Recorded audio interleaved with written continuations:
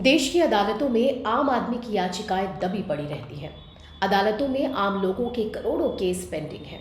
तारीख पर तारीख की व्यवस्था में एक केस को लड़ते लड़ते कई पीढ़ियां खत्म हो जाती हैं, तो दूसरी ओर कई ऐसे मामले हैं जब अदालतें आधी रात में भी खोल दी जाती हैं। नमस्कार, द पैम्फलेट देख रहे हैं आप। मैं हूं आपके साथ विनीता। दिल्ली के निर्भया गैंगरेप मामले से आप सभी परिचित हैं कि कैसे 16 दिसंबर 2012 को चलती बस में एक 23 साल की लड़की के साथ गैंगरेप हुआ था। करीब 15 दिन तक चले इलाज के बाद निर्भया ने दम तोड़ दिया था। 13 सितंबर 2013 को फास्ट ट्रैक कोर्ट ने सभी बलात्कारियों को मौत की सजा सुनाई। वहीं मार्च 2014 में दिल्ली हाई कोर्ट ने सजा बरकरार रखी। 2017 में 5 मई को सुप्रीम कोर्ट ने भी फांसी की सजा बरकरार रखी। इसके बाद समीक्षा याचिकाओं और माफी याचिकाओं का दौर चला। कुल मिलाकर सुनवाई खींचती रही। मार्च 2020 में जाकर इन बलात्कारियों के लिए सुप्रीम कोर्ट को रात में सुनवाई करनी पड़ी। उनकी फांसी के समय यानी सुबह 5:30 बजे से कुछ ही घंटों पहले तक एक आरोपित ने अपनी फांसी रोकने के लिए याचिका लगा दी और सुप्रीम कोर्ट को आधी रात को स्पेशल हियरिंग करनी पड़ी। 3 जजों को रात को बैठकर 45 मिनट तक सुनवाई करनी पड़ी। हालांकि सुनवाई में याचिका रद्द की गई और बलात्कारियों की फांसी का मार्ग प्रशस्त हुआ। सोचिए, 8 सालों तक निर्भया के परिवार को किस पीड़ा और किस चुनौती से गुजरना पड़ा होगा। दोष कब का साबित हो गया था, लेकिन अलग अलग कानूनी दावपेच का इस्तेमाल करके इसे लटकाया जाता रहा। निर्भया जब तक जिंदा रही तब तक सांसों के लिए लड़ती रही और मरने के बाद आरोपियों की सजा के लिए परिवार को लड़ता देखती रही। लेकिन हमारे देश के कानून की विडंबना देखिए कि इसी देश में जहां एक बेटी को इंसाफ दिलाने के लिए देश के बड़े वकीलों की लॉबी नहीं थी, वहीं एक आतंकी की फांसी रुकवाने के लिए आधी रात को देश की सर्वोच्च अदालत खुल जाती है। पूरा देश टीवी के पास टकटकी लगाए बैठा रहता है। कोर्ट के बाहर मीडिया का जमावड़ा लग जाता है। ब्रेकिंग न्यूज़ की पट्टी चलने की प्रतियोगिताएं शुरू हो जाती हैं। जी हाँ, 1993 के बम्बई बम धमाकों के आरोपी याकूब मेमन की फांसी रुकवाने के लिए प्रशांत भूषण सरीखे वकीलों ने आधी रात में सुप्रीम कोर्ट खुलवा दी थी। उसकी फांसी रोकने वाली याचिका को खारिज किया गया। तत्कालीन मुख्य न्यायाधीश HL दत्तू से लेकर जज दीपक मिश्रा के घरों तक के दरवाजे इसके लिए खटखटाए गए।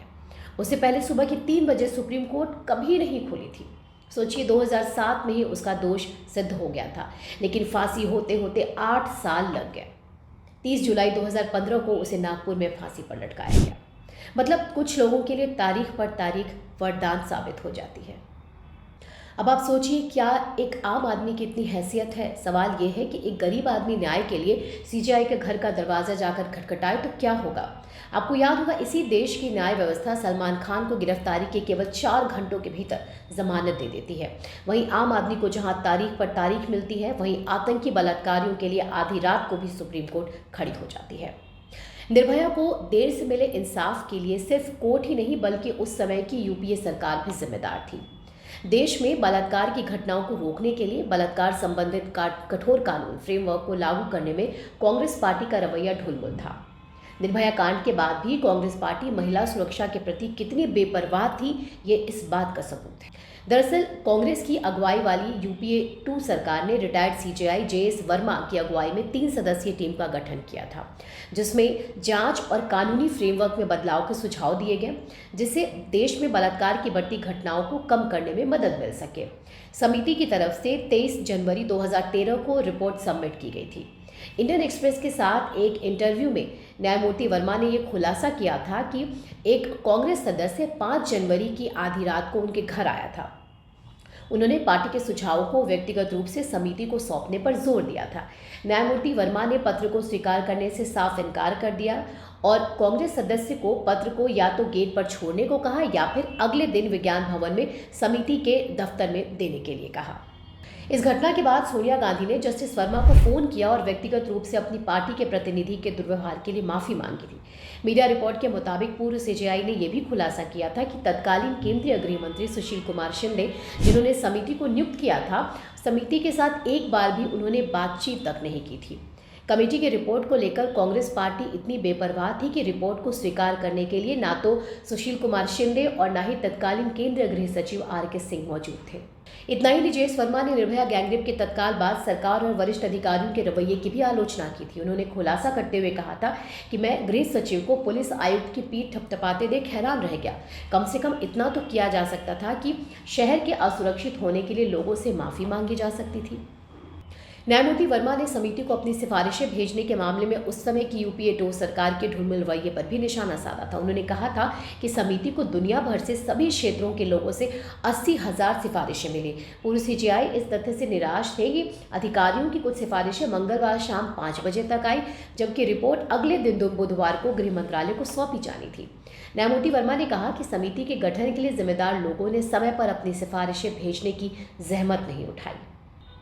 समिति राज्य पुलिस प्रमुखों से भी नाराज थी, जिन्होंने महिलाओं के खिलाफ अपराधों से संबंधित कानूनों में बदलाव के संबंध में कोई सुझाव नहीं भेजा, जबकि इसके लिए कहा गया था। न्यायमूर्ति वर्मा ने कहा कि अगर पुलिस महानिदेशकों का यही रवैया है तो उनकी नियुक्तियों की समीक्षा के लिए कुछ करने की जरूरत है।